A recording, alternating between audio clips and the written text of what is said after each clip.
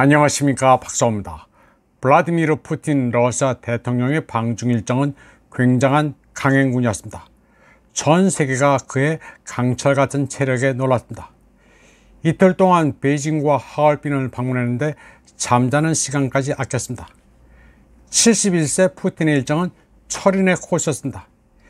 예전에 집단 서방 매체들과 한국 매체들은 그가 암을 앓고 있다느니 파킨슨 병이 있다느니 하는 가짜뉴스를 수도 없이 쏟았습니다.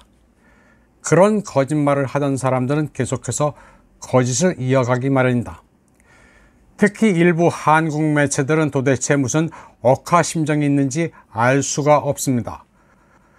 러중과 밀착을 억지로 까내리는 우크라이나 키포스트의 만평입니다. 푸틴이 기댈 때라고는 시진핑밖에 없는데 가치가 없는 루블을 싸가지고 와서 시진핑의 환심을 사려 한다고 조롱하고 있습니다. 다 망한 나라 우크라이나의 이런 내러티브를 집단 서방은 물론이고 한국 매체도 베끼고 있습니다. 한국 매체 수준은 딱 우크라이나입니다. 러중간 밀착에 발작을 하는 미 국무부가 중국에 대해 러시아와 서방 가운데 한쪽을 선택하라는 말도 안 되는 소리를 해댔습니다. 당연히 중국은 러시아를 선택할 텐데 하나만한 말로 협박을 한 것입니다. 한국 매체는 미 국무부의 이런 논평을 두 손에 떡을 둘 수 없다고 번역을 했는데 웬 떡으로 번역을 하는지 기사 작성 방법이 아주 특이합니다. 인절미인지 가래떡인지 시루떡인지도 말하지 않고 밑도 끝도 없이 떡 얘기를 합니다. 중화권에서는 이를 비유적으로 중국어 뿌능 위위 슝장젠더, 중국은 생선과 곰 발바닥 두 가지를 다 얻을 수 없다고 맹자를 인용해 문학적으로 유려하게 의역하고 있습니다. 한국은 그냥 일괄적으로 떡으로 통일했습니다. 71세의 푸틴 대통령은 5월 16일 새벽 베이징에 도착했습니다. 그리고 시진핑과의 회담에 이어 연합성명을 발표했습니다. 또 협상에 따른 합작 문건의 조인식도 가졌습니다. 아울러 우샤코프 부장관과 세르게이 쇼이구, 안드레이 벨로우소프, 세르게이 라브로프와 함께 중런하이를 찾아 시진핑과 봄 기운이 와냐는 경치를 감상하며 차를 마셨습니다. 여기서는 러우전과 관련해 얘기를 나눴습니다. 이어 저녁 만찬에 참석한 뒤 전용기를 타고 하얼빈으로 날아갔습니다. 5월 17일 새벽 하얼빈에 도착한 푸틴 대통령은 러중 엑스포를 관람했습니다. 또 하얼빈 공업대학과 현지 정교회 교회도 방문했습니다. 그리고 하얼빈에 있는 붉은 군대 위령탑에도 헌화했습니다.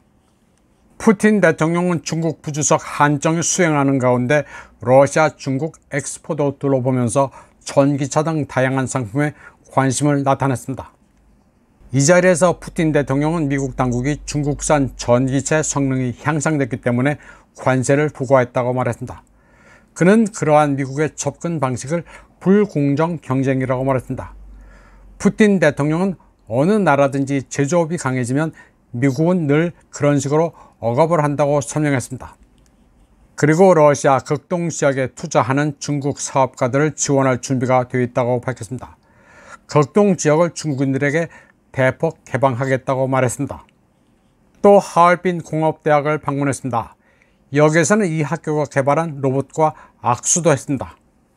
푸틴 대통령은 하얼빈 공업대학을 방문해 강연도 하고 학생들과도 토론했습니다.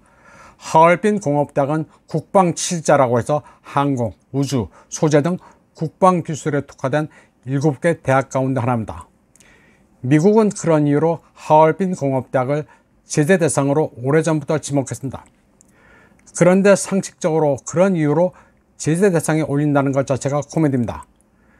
서구와 한국 매체들은 푸틴이 미국 보란 듯 이 대학을 방문했다고 보도하는데 사실 보란 듯은 아니고 하얼빈 공과대학이 헤일룽장성의 명문 대학인데다 러시아와도 교류하고 있기 때문에 방문한 것입니다. 가면 가는 것이지 미국 보란 듯 가는 것은 아닙니다. 물론 이 때문에 미국은 바짝 약이 올랐습니다. 보란 듯이 간 것으로 보였기 때문입니다. 푸틴 대통령은 이 자리에서 러시아와 중국이 우주 개발에서도 긴밀히 협력하고 있다고 밝혔습니다. 이번 방송은 여기까지 하겠습니다. 시청해주신 여러분 감사합니다.